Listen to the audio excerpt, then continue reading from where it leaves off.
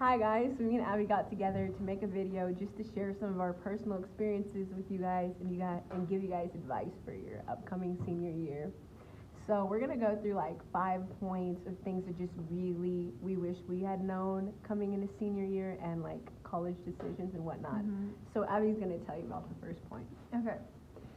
Our first piece of advice is to do things that you won't be able to do next year. So I think a lot of seniors think of this already. It's like their last year. What do they want to do that they've always wanted to do in high school or before they become adults?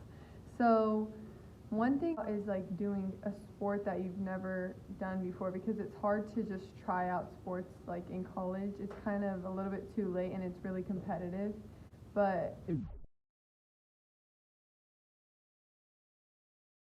you've always wanted to join a club or try something, I think it would be a really good time when you're a senior, because you kind of start to feel out what your passions are and what you would be interested in doing for the rest of your life. Yeah, actually, I'm gonna add to that. I don't play any sports, but joining like a youth group this year was something I'm really glad I did, because this is the last year that I got to do it, and it has helped me with my faith so much. So just getting involved with like other high school students and stuff. Obviously, in college, you're still gonna have peers, but you're not gonna be able to be in youth. So. The next point that we have is being mindful of what you post on social media. Especially like in this day and age, like there's like cancel culture and things like that, and you might post something like not intending for it to be taken this way or that way, and it can really fall back on you. For example, like when it comes to even applying for jobs way in the future, things like that can be brought up. Once you post something on the internet, it's pretty much there forever, regardless of what you might think, and regardless of your intentions, it can come across very poorly and affect your life in negative ways. The third piece of advice that we have is to leave a legacy that will provoke future generations. This is something I've thought a lot about this year, especially because JCA is still pretty small, and we still have a pretty tight-knit group of students. So I've really been trying to reach out to younger students, build relationships, and focus on what I want them to remember me by. And our senior class as a whole has tried to do that through forming a worship group. So we've been leading chapel every morning and just trying to set a good example in the faith and hopefully inspire others to do the same. You might not have that passion, but you might choose to go a different route, start a club, or just teach people the things that you know or the things that you've learned throughout school. Kind of what we're doing right now, just continue to help others grow as you leave your past behind. I definitely encourage you, if you have like any type of interest, like it's easy to feel discouraged because our school might not have like what you're interested in, but our school is like super moldable, and like the staff is like really willing to work with you. Chances are, if you're interested in it, other students are interested in it too. It will look really good to colleges, you being a part of that type of stuff and having a leadership role in that type of stuff. So I definitely recommend starting any type of like program or club, like Abby was talking about how we did worship, program or club that you might be interested in, and it could probably get started for you. Yeah, and I know we don't have a lot of full-time staff for those kind of things, so teachers really appreciate it when students step up and take the initiative, and it really helps just to even get it started. Then they could get sponsors and other people to help with this. Our next point is that if it's possible, take at least one college class. So Abby and I started off this year taking 3. Obviously take what you're comfortable with, what you think that you can do. But regardless of how many you take, there are a lot of benefits. So some of the benefits of taking a college class is that they'll show you that college is within reach. A lot of people have a preconceived notion that college is just way out of their wheelhouse and they could never go there, but if you have any desire to pursue further education, you'll learn that you can do it. Another reason why you might want to take a college class is that they'll help you write papers more efficiently. When you're in high school or even middle school and you write papers, it's a lot like more of a step-by-step process from your teachers, but once you get into college, it's on your own.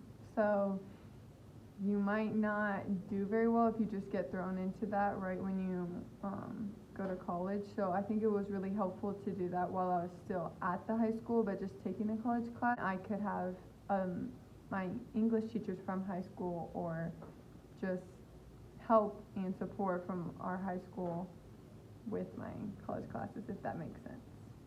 Yes, for sure. The teachers at JCA, like obviously they have other classes to teach, but they're like super willing to help and whatnot. Something that I would say is kind of like a double benefit. You're taking these college classes to kind of like get a feel for college, yes, but you're also investing in your college education, getting some of those classes out of the way. So that way, college, when you actually get there, will be easier for you, one, because you actually know what you're getting into. Two, because you've already done a lot of the classes, so it lessens your workload. You can kind of get a feel for like what you're really interested in and what you're not interested in at all. For example, I thought like maybe I'd want to major in psychology, and I'm in a psychology class right now that I love, but I'm like, I definitely like can't foresee myself doing this long term at all. If it's possible, try to do classes that are potential interests for you. That way you can like kind of have a better feel for what you actually want to do with the rest of your life. Even on the flip side of what Serena said, I wanted to go into biology, and we took a biology class, and it really helped me learn not only that I still liked it, but also I feel like it will give me a leg up once I go to college. I won't feel like I don't know anything, and that I'll already have some background information on what I'm going to major in, because I feel like a lot of people feel insecure when they first get to college. A lot of people feel unprepared when they first get to college, and I think that will help me a lot. It definitely boosts your confidence. It just really helps you manage your time better, which is just a better character quality all the way around. Just, for example, I work and I do the college classes, and I've gotten like so much more responsible, and it just helps with so many other things in life. You're gonna need to have time management for the rest of your life. Yeah, and you're gonna be on your own in college, but when you're at school, you have like that set time pretty much to do your college class. So it's still on you and it's your responsibility because your teacher's not right there, but you have the time set away because you're at the school. So I think that'll help you transition into when you're at college and you have to do all your assignments on your own. Our fifth and final piece of advice is to establish your priorities when it comes to college decisions. What are your priorities when it comes to pursuing what you want to do in the future? For me, one of the biggest priorities was location and also money. And I think I kind of made a mistake in not establishing my priorities, because at first I went into the college decision process with an open mind, and I didn't really narrow it down as well as I should. So I was kind of shooting for every single different college that I just thought of. But that kind of worked against me, because then I wasn't spending enough time on the colleges that I actually could get into or could afford, and ones that I actually really liked. So I would say that if you figure out a few priorities that are really important to you, then choose a few colleges that fit those and really put all of your time and effort into working towards getting into those colleges and getting scholarships. So I'm not trying to say don't have an open mind, but you can't do that for too long. If you have a reservation about a college and it doesn't fit some of your requirements, I would just let it go, because you're going to find a different college, and there are so many good schools out there that are going to be right for you. For me, my priorities were size, programs, and money, obviously.